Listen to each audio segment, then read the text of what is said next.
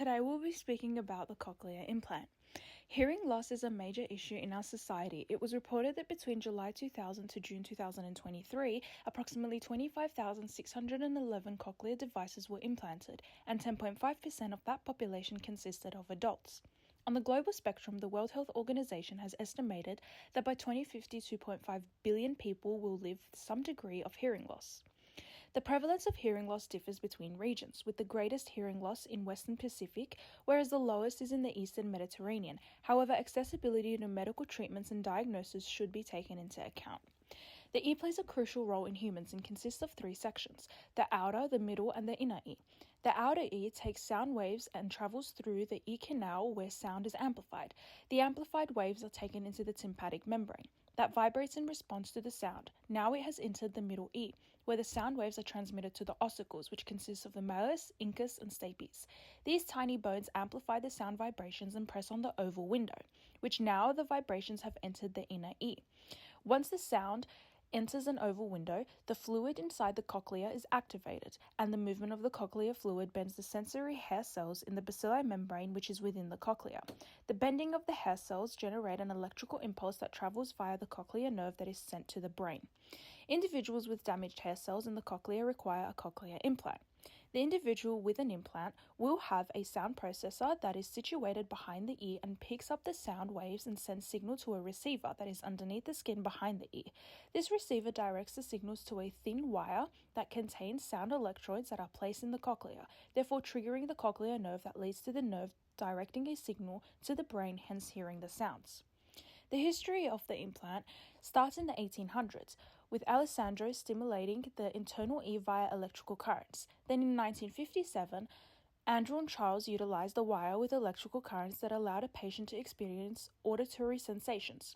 4 years later, William and John created an electrode that was placed through the round window of the ear, and the results showed that due to the levels of stimulation, there were changes to the sound and the pitch. Then in 1967, Graham conducted research on deaf animals and implanted materials, which led to the development of the Cochlear Company in 1984, which was the first cochlear implant system.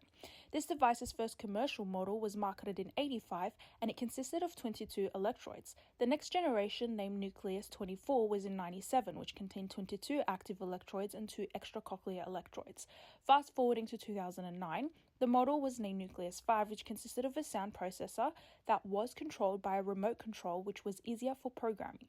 The current model is the Cochlear Nucleus Nexus system, which enhances hearing by sending the sound waves directly to the hearing nerve as the hair cells are damaged.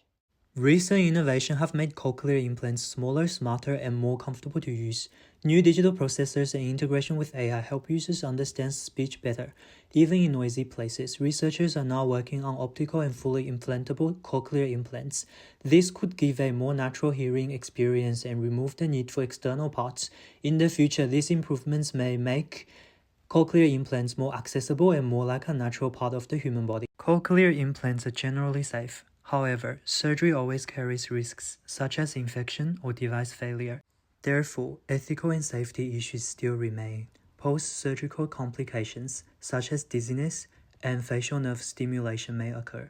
When it comes to younger patients, such as children, the decision of implants is often made by parents, raising ethical concerns whether the child's consent and autonomy are being respected. Critics argued that a child should have their own choice whether they want to be part of the deaf community or undergo medical intervention. Cochlear implants are expensive in terms of initial implantation and long-term post-surgical maintenance. In Australia, the cost of a cochlear implant is around $33,000 or even more. Medicare only covers part of the costs, which does not include hospital fees. And depending on the level of insurance, patients still need to pay substantial out-of-pocket medical bills, which are not fully covered by Medicare or private health insurance. Even in a developed country like Australia, the high medical expenses can limit access for some patients. In other middle or low-income countries, where national health care systems and private insurance are not well established, accessibility to cochlear implantation becomes even more challenging. This highlights the urgency for more equitable healthcare funding and global support for individuals facing these challenges. Cochlear implants also have a drastic social-cultural impact on the deaf community. Individuals from the deaf community hold different opinions about cochlear implants. Some believe the implantation is beneficial as it makes communication easier for them. On the other hand, some worry that cochlear implants might slowly replace sign language and weaken deaf culture.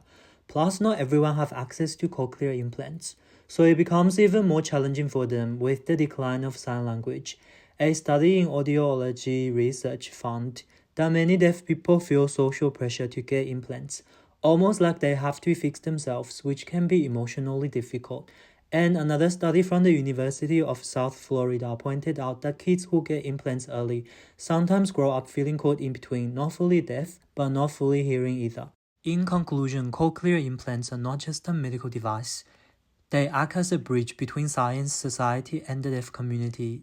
It has helped many people to hear again, but also raised cultural and ethical questions. True innovation should come with inclusion, ensuring everyone deaf or hearing feels respected and supported. The goal isn't to restore hearing, but to let every voice to be heard.